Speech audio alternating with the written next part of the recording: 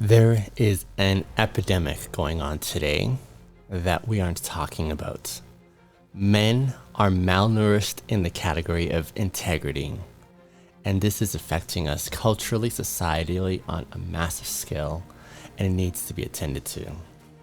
Today we're going to talk a little bit about some of those factors. I got 5 different factors to go through of why I think this is an epidemic, what is contributing to this epidemic of malnourishment in the category of integrity for men. But let me just quickly, briefly define what I mean when I say the word integrity. Integrity for me is the desire, the internal desire to match one's inside values and beliefs with their external actions while being true to themselves and respectful of those that they're in community with. Let me just jump into the 5 factors I think that are contributing towards this malnourishment of integrity amongst men in our society today. I can speak to these personally because I feel for a lot of these factors, I have also been on the experiential end. And so I speak as a man who is very familiar with what it was like once upon a time to be malnourished. And I'm speaking now from the other side where I have committed to pursuing integrity. And yet I'm still seeing this vacuum of integrity amongst men and the effects that it has. And I think the consequences are quite dire. The first factor, I think, is the societal expectations we have of men in general, the societal expectations of what masculinity should look like. Men are today pressured to put on this front where they're strong, they're aggressive, and they're competitive. But when we value these things, it leads to a valuing of success and power over honesty and compassion.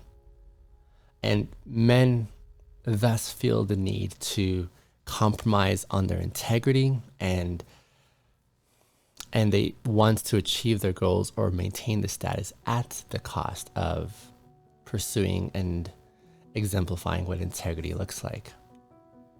So number 1, societal expectations of what masculinity should look like that drive men to give this presentation or to pursue adopting this front of being strong, aggressive, and competitive. Number 2 is a lack of teaching in how to express emotions and vulnerability. Society teaches men to be self-reliant and independent, and we see that these characteristics displayed on so many of our movies and our heroes that we look up to, and it makes it difficult to express emotions and to ask for help. When you are continually seeing what is celebrated as that self-reliance and that sense of independence, and I can do this on my own without any help or need from others. It leads to this sense of deep isolation for many men and a lack of social community and friendships wherein their personal growth could be most exemplified and enhanced. That sense of isolation is really palpable and really debilitating. It drives that wedge further and further into that point of connection when men are discouraged from showing vulnerability and from expressing their emotions. In fact, doing so is considered weak. It's considered as detracting from being masculine. Men may struggle then to connect with others in meaningful ways, and it makes it difficult for them to even understand what their own feelings looks like when they are taught to continue to suppress those vulnerable and emotional responses. Eventually, we lose touch of how to even know what our feelings are like when we neglect and ignore them for such a long period of time. And then we lose reference with who we are, which is part of that definition of integrity that I said, when it's the desire to match one's internal values and beliefs with their external actions. Well, if you don't know what your internal values and beliefs are because you've been taught to suppress them and only to express a certain variety of them by way of anger and machoism, you denigrate what it feels like to be sad or to express remorse or vulnerability. There's an imbalance there. Thirdly, there's low societal expectations that we men have, especially in prioritizing integrity. And so when the culture at large does not have high expectations of us as men and saying, here's what it looks like to be men of integrity, when there's not even that expectation, why should we even work for it? Why should we even strive? Why should we try to be better when there is no expectation for it?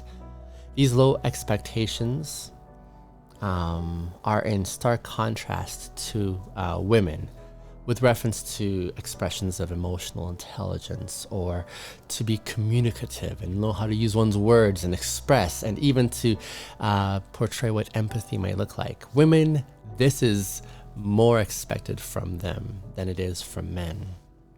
And this leads, of course, to a lack of accountability, a lack of taking responsibility for one's actions, and it becomes easier then for us men to justify dishonesty and being unethical in our behavior and our engagements. So low societal expectations do not facilitate in enabling and helping us to progress and grow and become something more. Fourthly, there is the inability to address and work through the deep sense of shame that so many of us experience, the guilt, the anxiety, the lack of self-respect, when we're on this course that does not enhance what's going on internally for us, when we are taught to suppress those emotions of vulnerability and emotions, when we are taught that being masculine is more about looking aggressive and competitive and no one messes with us. And when we go down this track for such a lengthy period of time, and when we don't rise up to what we could be as men of integrity, some unfortunate companions become close soulmates of ours by way of shame and guilt and anxiety and lack of self-respect. And these companions claw their way deeper into our soul and latch onto our hearts and make it difficult for us to experience anything but what these emotions impact us with. And we feel no permission as a result to express our vulnerability. We desperately want to cry out for help, but we don't know where to look for help because we don't know how to communicate and we don't know how to reach out. We don't know how to ask for that help. And we don't know how to admit when we make mistakes. And while culture values and celebrates strength and dominance, admitting mistakes of failure is seen as a weakness. In fact, even showing emotional expressions like I'm currently doing, like crying, is seen as weakness. I often have to pause in these moments because when I get emotional, which is very often, I get emotional on a few different occasions, from watching sappy movies to hearing some really kind remarks from people who have been impacted by the work that I do, to also speaking about things that really matter to me, that I feel really convictional about. This self-awareness is because I had to do some work internally for myself and saying, I think I know what it means to be me and how I tick. This takes emotional investment. But when one expresses emotionalism, especially even crying, especially a man crying, man, it makes people feel uncomfortable. And I just have to take a moment and say, please don't feel uncomfortable. Please don't let my tears distract you from what I'm saying. This is just an expression of how I respond when I'm aware of these things, like talking about things that really matter. This really matters. And I get emotional because it takes me back to my own experiences once upon a time when I felt that sense of shame. That was so debilitating. That was so isolating. And that drove me away from people. That increased that distance between me and the help that could have been there had I only known how to ask. I did not know how to ask. I did not know how to reach out. I did not know how to say, I'm drowning. I need help. And so that inability to work through and address these powerful emotions of shame and guilt and lack of self-respect, lack of self-esteem, that speaks a storyline in your mind that says you're worthless, and who'd ever want to reach out to you because you're so other, you're so unlovable, you're so inaccessible, you're so unwanted. This is the narrative of these emotions when they're not challenged, and when we don't have the skills to even challenge them. It makes acknowledging our weakness extremely difficult because we have to be on point all the time. The fifth factor that I want to address is this aversion to taking accountability.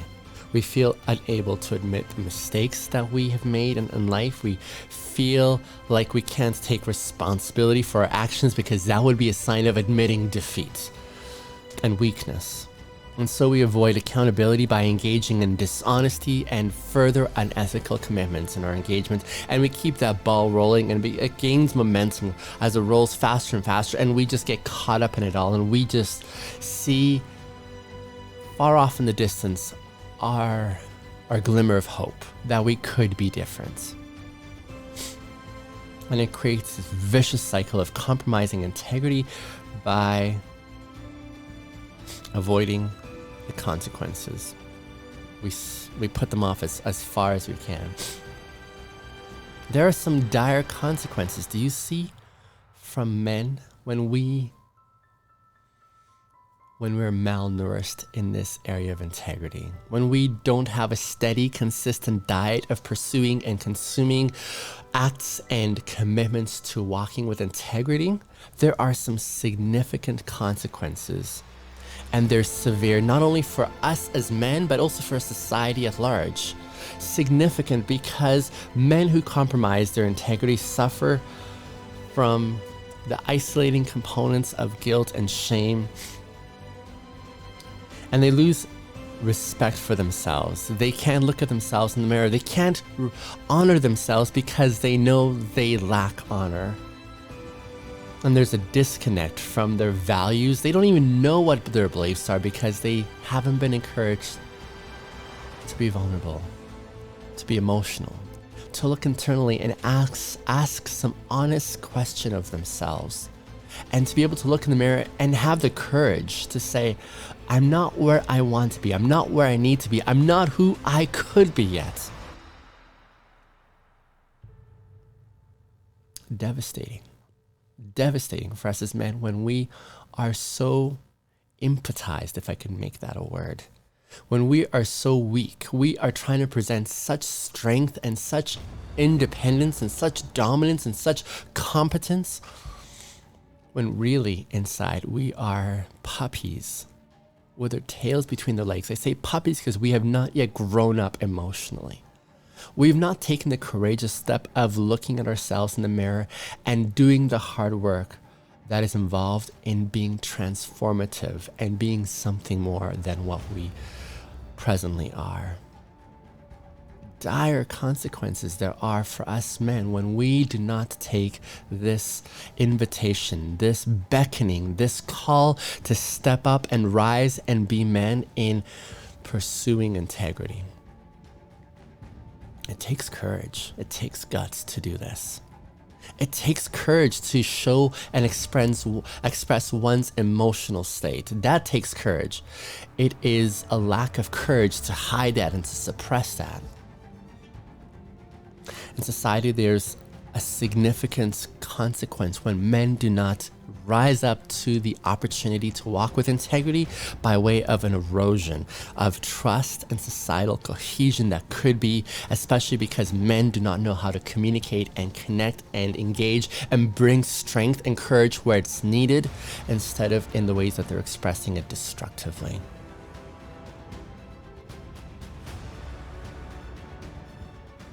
And so there is an epidemic currently today of men who are malnourished from integrity.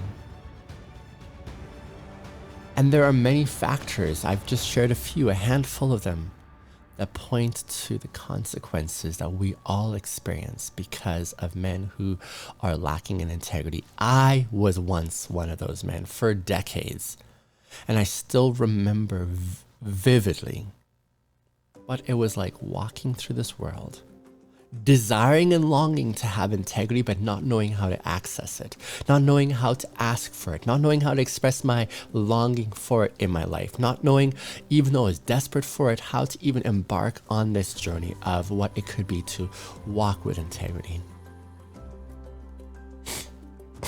And it's essential, I believe, that we men prioritize integrity on a daily, consistent basis, whereby we can learn how to be honest with ourselves for the first time perhaps in our lives. Honest with how we presently are. Courageous to be able to acknowledge where we are. And the compassion to say, I'm not going to beat myself down because I'm not where I could be yet. But compassion to say, I am worthwhile in doing this for me. I am worthwhile in becoming something better. And then learning the skill of starting to know oneself and what one's internal values and beliefs are. Because the beginning part to walking with integrity, before you can even follow through on the actions, is knowing oneself. And men, if you're listening to me today, if you're listening to this conversation that I'm having with you, and if you're finding that there is that internal resonance that says, I want a piece of this, I would love to taste something of what this could be, this is something that is a hell yes for me to walk alongside with you on. It was a brutal experience for me to get to this point, and there was a lot of costs. But the initiating catalyst for me was also really difficult. I wish I'd had someone who was able to say willingly, I can show you the way. I can walk alongside you. You got to do the work, but I can encourage you from the sidelines. And that's what I wish to do for you men, is to say it's possible. I'm not the paragon of masculinity, and it still baffles me that so many young men keep coming up to me and expressing their tremendous appreciation for the content that I've posted in the past. And it still baffles me because I don't see myself as that macho, man. I have a lot of feminine qualities that I intentionally take on because I value them. And I don't have the big muscles. I don't have the societal expectation of what it means to be a man. And yet, if you feel that you're resonating with what I'm saying and describing of what could be, I would be more than thrilled to walk alongside you. It starts off by you joining this community that I'm building here on this platform, and continuing to sit in the messages that I'm sharing with you and engaging with the ideas. So if you haven't already done so, I would encourage you to subscribe. Drop me a comment and say, Biniam, that's me. I want to be something like that. What factors do you think I've missed in this summation of factors that leads to the malnourishment of men? But my goal is not only to inspire integrity in you men, especially you young men, but it's also to see you come into this space where you are well served, where you are well served in growing in your integrity, where you find your power and your courage to be men of integrity. Thank you so much for watching this video and listening to this conversation. I hope to see you in the next video. In the meantime, if you haven't already done so, subscribe. It's a way of getting this message out to even more men. Like it. That apparently helps in the algorithms and getting it out there. I have a mission, and I'd love for you to join in with me on that mission and spreading this passion for inspired commitment to living with integrity, especially amongst men. We'll see you in the next video.